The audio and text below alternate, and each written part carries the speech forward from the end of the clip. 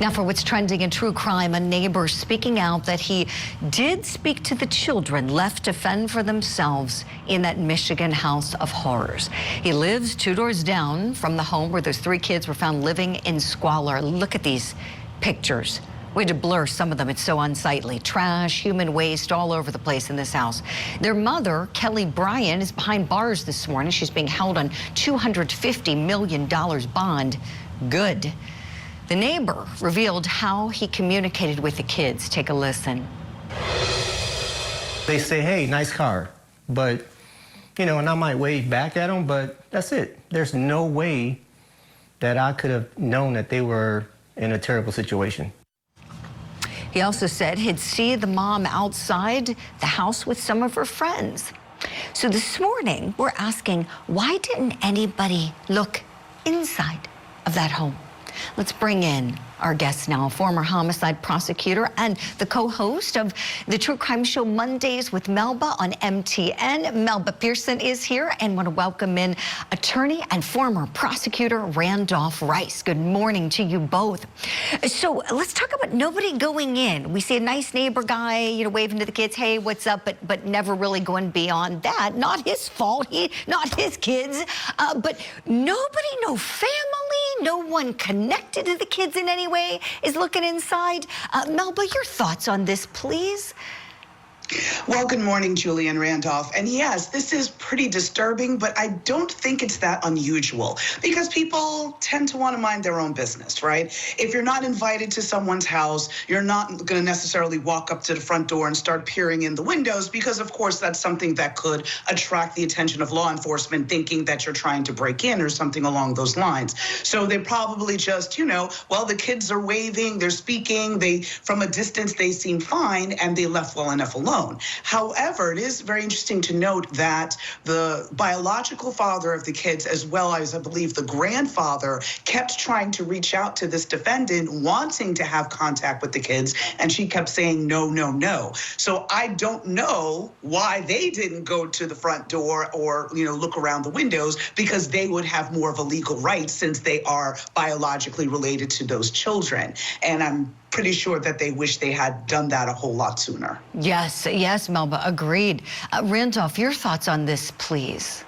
I think Melba makes all the points that I was actually going to make, so good job, Melba, this morning. But I really think about these kids. I mean, these poor children who have really missed out on, and what it sounds like, a big chunk of that developmental period of their life. You know, there's a 15-year-old who certainly could have had so much opportunity in the past couple of years to do all the things that 15-year-olds got to do. And it sounds like the mother had him literally caged in this house, you know, taking food deliveries, and that was the only option. At one point, I heard that they were getting 1 loaf of bread that was supposed to last them 3 or 4 days. I mean, that's just horrible, horrible to do to your own children. There's certainly a mental health component here for the mother. I'm interested to see how this case plays out, but it really is just a deplorable situation. It really is. You're so right, Randolph.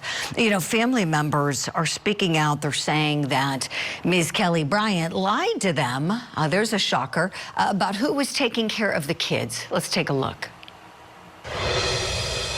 It just hurt because it's not the fact that she had to take them through that. Why would she do that and that wasn't the situation? How are you guys coping with that? I mean, it's sickening because it was like we wasn't running from the situation. We always asked about them. They doing all right, but it's a lot of scar there. It's a lot of scar. Brian's former sister-in-law says that Kelli Bryant was very close to her family. So it makes us wonder, how does a close family end up like this? If they're close, you would think they'd be going over each other's houses, right? Seeing each other's kids. I mean, even sending a picture of the kids. I mean, the state that these children were in, investigators said they had trouble walking because their toenails were so long. They gave them a toothbrush and toothpaste, and they didn't know what to do with it because they hadn't learned how to brush their teeth. They didn't learn how to flush a toilet. This is a woman close with her family, and the family has no idea. Randolph, what do you think about this, please?